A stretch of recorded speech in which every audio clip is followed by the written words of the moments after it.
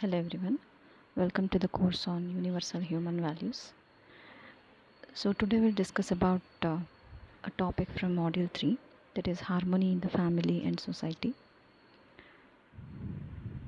So these are the vision of the department and mission of the department. So these are the contents, and today we'll discuss about respect as the right evaluation and other feelings. These are the textbooks to be referred. So as we discussed in the previous class, harmony in family is very important. Relationship is between oneself and other self. So these are the feelings in relationship in oneself or the other self, and these feelings can be recognized. They are definite. There are 9 feelings. After that, their fulfillment, evaluation of the feelings what we have, all these leads to mutual happiness. Feelings in relationship are trust, respect, affection, care, guidance, reverence, glory, gratitude, and love. So trust is the foundation value which we discussed in the previous session. Then comes the respect. So if we have trust towards a person, so automatically we gain all these following feelings: respect towards that person, affection towards that person, care, guidance, reverence, glory, gratitude. And then comes love. Love is the last one. It's a complete value.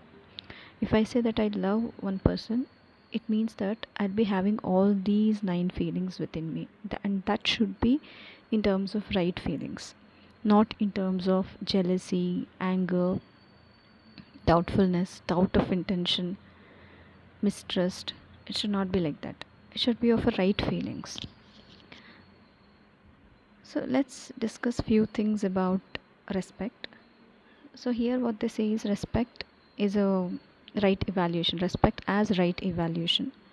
With the feeling of trust in us, we can explore into the feeling of respect. So we'll see, when do we feel respected, how do I respect others. Here the proposal is respect is right evaluation. Respect means right evaluation. It is as simple as that.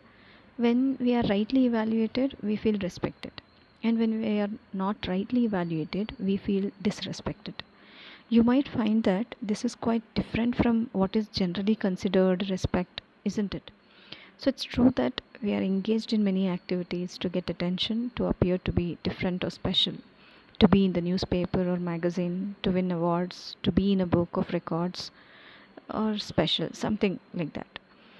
Or like we are climbing up mountains, diving into the ocean depths, jumping from airplanes, wearing all sorts of clothes, getting special hairdos, growing our hair, shaving our heads, tattooing our bodies, and many things. So the list is almost endless. Even on an everyday basis, we do so many things to be in the good books of parents, teachers, friends, and work colleagues. What is your state when you are involved in such activities? Are you really comfortable within or uncomfortable within? Also, what do you think all this brings? Some temporary attention or anything more than that? Does it ensure acceptance for you in the other? Think about it. So, respect is simply the right evaluation. So, what happens if it is not properly evaluated? So, what if it is over evaluated, under evaluated, or and otherwise evaluation, which leads to disrespect? So, one is over evaluation, to evaluate for more than what it is. Under evaluation is to evaluate for less than what it is. Otherwise evaluation is to evaluate for other than what it is. When we look at what we are doing today in the name of respect, it's mostly these 3 parameters: over evaluation, under evaluation, otherwise evaluation. So for example, when you are happy with a child, you start saying that he is great, he can do anything. Is it a right evaluation or over evaluation? Obviously it's an over evaluation for that child. If you're angry with him for some reason, you will say he's good for nothing, he cannot do anything. Is it a right evaluation or under evaluation? It's an under evaluation, right? So if you are really very angry with him, you say he is a donkey. You're not even willing to consider him as a human being. He is a human being and you are evaluating him for donkey, for an animal. This is otherwise evaluation. If we look at our day to day interaction, day to day behavior, we generally tend to do one of these three: over evaluation, under evaluation, or otherwise evaluation. If any of these three is done, the other person feels uncomfortable, disrespected. Check for yourself in every interaction with others whether it is respect or disrespect. That is it right evaluation or one of the three: over, under, or otherwise evaluation? So we can consider an incident like related by one of our colleagues. Like I went to one of my friend's house. Somehow the wife was unhappy with the daughter. So she started saying, "Look at this girl. She does not do anything." She said that two or three times. I said, "She must be doing something at least. How can someone do nothing?" But she was insisting that her daughter does not do anything. After some time, the daughter got very angry and she reacted. She said, What I'm not doing? I'm cooking food for everyone in the morning before going to the college. I go to college, come back in the evening and cook dinner for everyone. What else do you want me to do?" At that time, she was studying in an engineering college. The mother was still saying, "She does not do anything." This is not something rare because this happens with every one of us. So if you're unhappy with someone, angry with someone, you say she's good for nothing, useless. But she's not useless. She's doing some things and she's not doing other things. If you're happy, it's the other way around. You could start saying, "This girl is great. She's doing so much. She's taking care of the house and she's studying and also doing well in studies." So, like this, we can see so many examples around us. Most of the time, do we do right evaluation or under, over, or otherwise evaluation? If it is your child, you look at it in one way.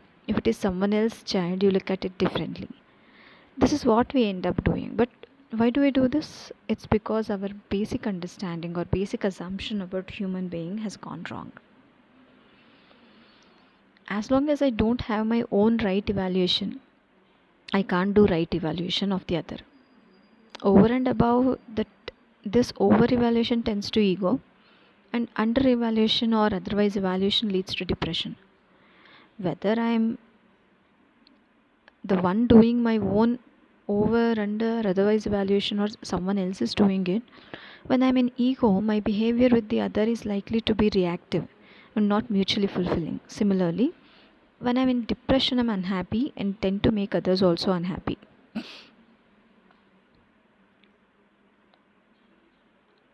So check for yourself in every interaction with others whether it is respect or disrespect, whether it is right evaluation or over, under, and otherwise evaluation. So in this figure we can see that right evaluation, over evaluation, under evaluation, about the self confidence, ego, and depression. Because right evaluation leads to self confidence. I am self referential, like self organized. We'll be having the definite conduct. So even we have this ego, like if we are above this self confidence, if we consider our confidence above this, obviously it leads to ego. If I have the self confidence and below it, leads to depression. And all these occurs because of assumptions, disharmony within, some tension, some frustration because of depressions, which leads to, against to the suicidal attempts, the thoughts of having attempting suicides, all these things. One of the many examples of this is the case of an ordinary family consisting of the parents and three children: an elder daughter, a middle daughter, and a youngest son. So, in this example, the middle daughter had recently joined, let us say, B Farmer. She was the first female child to join a professional course in their extended family or community. So, this made the parents very proud. When a guest would come home, they would introduce the middle daughter with big words like, "She's our pride, the shining star of our family," etc. and all. At the same time, they would generally ignore even to introduce the elder daughter. They would ask her to make tea for the guest, and the youngest son was introduced as a donkey, doing very poorly in school. He was in class 7 at that time, let us assume. So now, what do you think? Are the three children being rightly evaluated or not? Are they being respected or disrespected? Like this, the middle daughter goes into ego, bosses on her own sister and brother, and at her college, also she is unable to make friends. The older sister and younger brother complain to the parents. The parents notice the haughty behavior of the middle daughter and reprimand her. So, this joining B Pharma has gone to your head. You better behave properly, otherwise. Now, the girl is down in depression. So, in the family of five, she feels that she is on one side while the other four on the other side. She feels lonely and is unable to focus on her studies. And this ego depression cycle keeps going on for this girl. Now, who is responsible for this situation? So, it is in such situations that people take to themselves to some addictions like alcohol, drugs.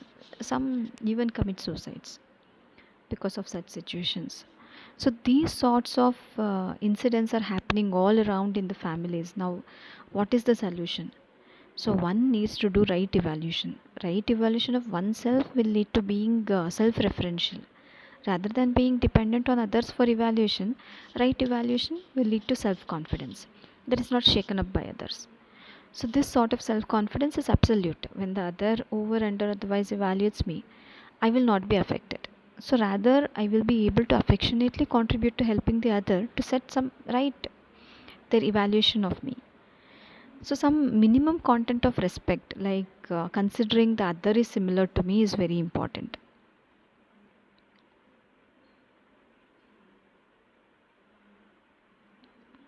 So if we want to do the right evaluation, how do we go about? Let's look at this. So the first question is, when we are trying to do the right evaluation, will it be on the basis of self or on the basis of body?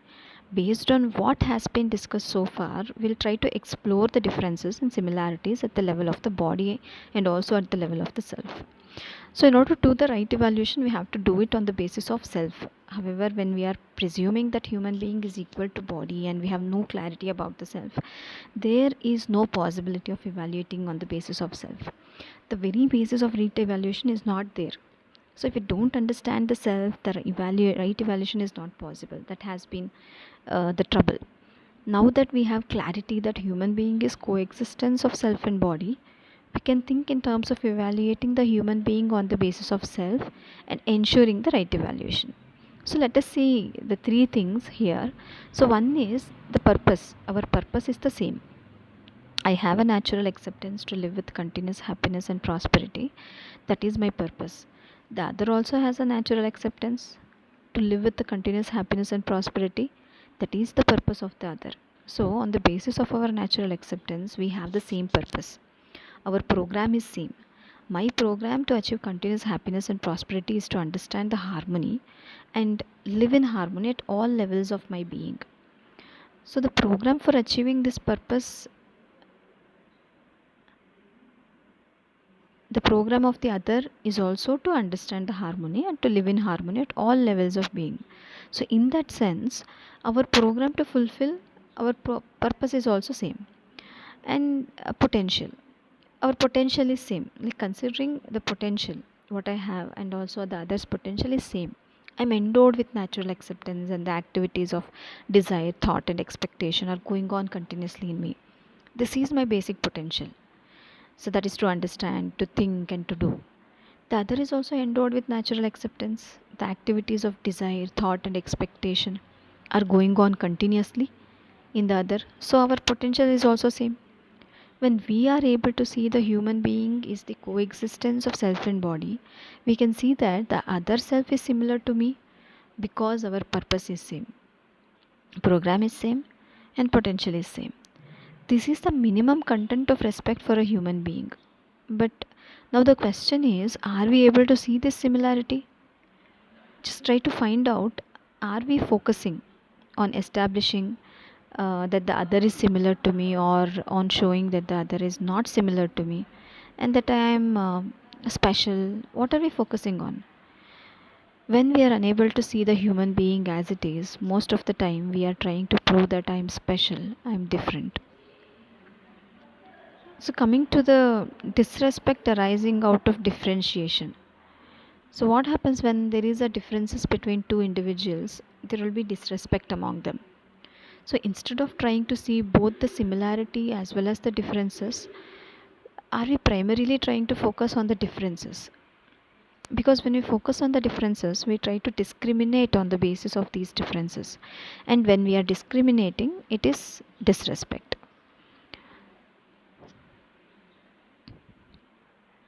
So when we have this differentiation like body, age, gender, race, physical strength, what we are doing in the name of respect today is differentiating and discriminating. One criteria for the differentiation is on the basis of body. One set of our basic criteria for giving respect is related to body on the basis of age, gender, race, and physical strength. So we keep saying respect elders. What about younger people? What about the children? Do they deserve respect or not? Since we're not able to see the similarity, generally, we're not able to see that children also needs respect just as older people do. Like this, we are differentiating on the basis of age, we are differentiating on the basis of gender. Many societies give higher priority to the male as compared to females, or vice versa. So giving priority to white as compared to brown and black. Similarly, we have been giving respect to those who have more physical strength. So if you observe all these bases of respect, is it really giving respect or it is discriminating? And when you are discriminating, will it lead to respect or disrespect? Of course, it will give rise to disrespect, and that is the problem today. So if you see around, all these bases of giving respect are generally discriminating, which is leading to disrespect and therefore a lot of dissatisfaction, a lot of opposition, a lot of movements and revolts. There is, you can see there is movement against generation gap, movement against gender equality, feminine movement, anti-racial movement, and so on. All this is the basis of differentiation and it is causing disrespect in the name of respect. So interestingly, all this is done in the name of respect. Now the differentiation, this is the second set of differentiation which is made on the basis of physical facility, on the basis of wealth, and on the basis of post. The one who has more wealth is given respect over the one who is not having of as much of wealth. Similarly, the one with the higher post is given respect over the one who does not have higher post. But these things again leads to discrimination and therefore there are many moments against this. So there is a fight going on between the rich and the poor, people in the higher post and people who are not having post or having a lower post. So this is the gross misunderstanding here, is that physical facility is equal to happiness.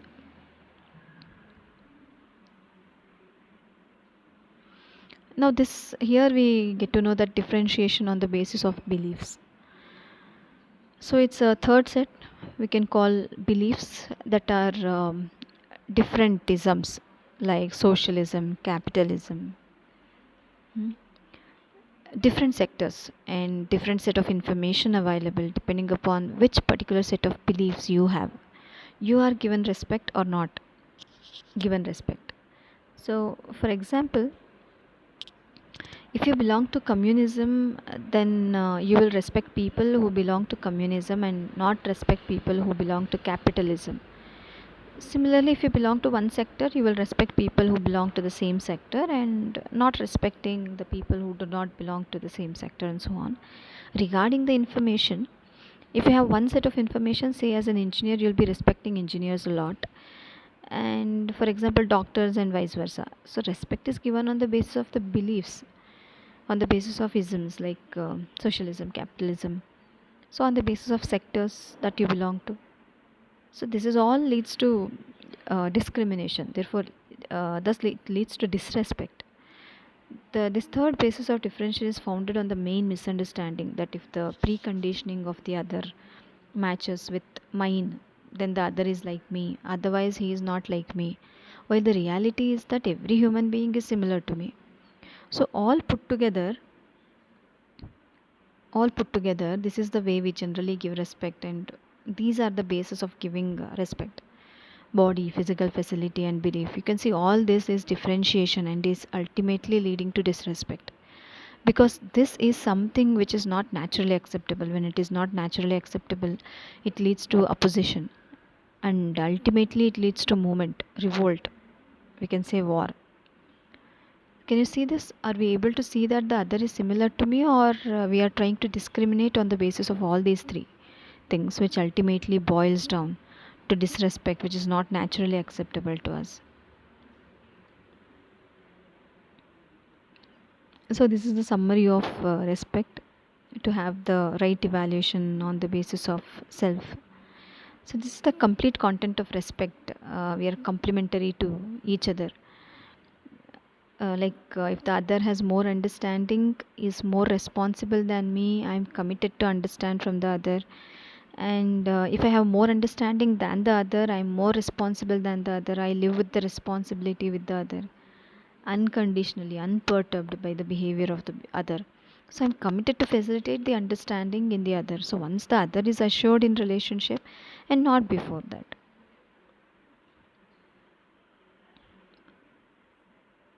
So the other is similar to me with the competence and everything. So we complementary to each other. So there's a differentiation, like respect on the basis of self. If we have a differentiation based on what we already discussed, we evaluate on the basis of body, physical facilities. But our purpose is to have the natural acceptance, and it's the same for everyone.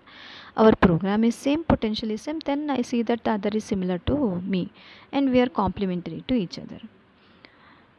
So if the other has more understanding than me, as I said, I'm committed to understand from the other. So this is so overall the sum up leads to the some of the salient points regarding this respect. So respect is the right evaluation. So we are similar at the level of purpose, program, and potential. We are complementary at the level of competence. So I express this complementarity as if the other has more understanding, is more responsible than me. I'm committed to understand from the other, and I make effort for it from my side. So if I have more understanding, I'm more responsible than the other. I live with this responsibility with the other unconditionally, unperturbed. So this makes the other comfortable with me in relationship, and then he has a willingness to understand from me.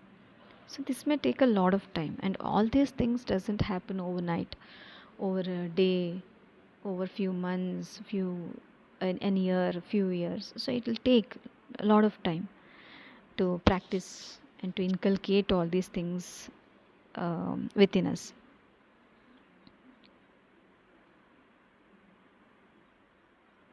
So these are some of the frequently asked questions. Okay, we'll end up this topic, the respect. Thank you.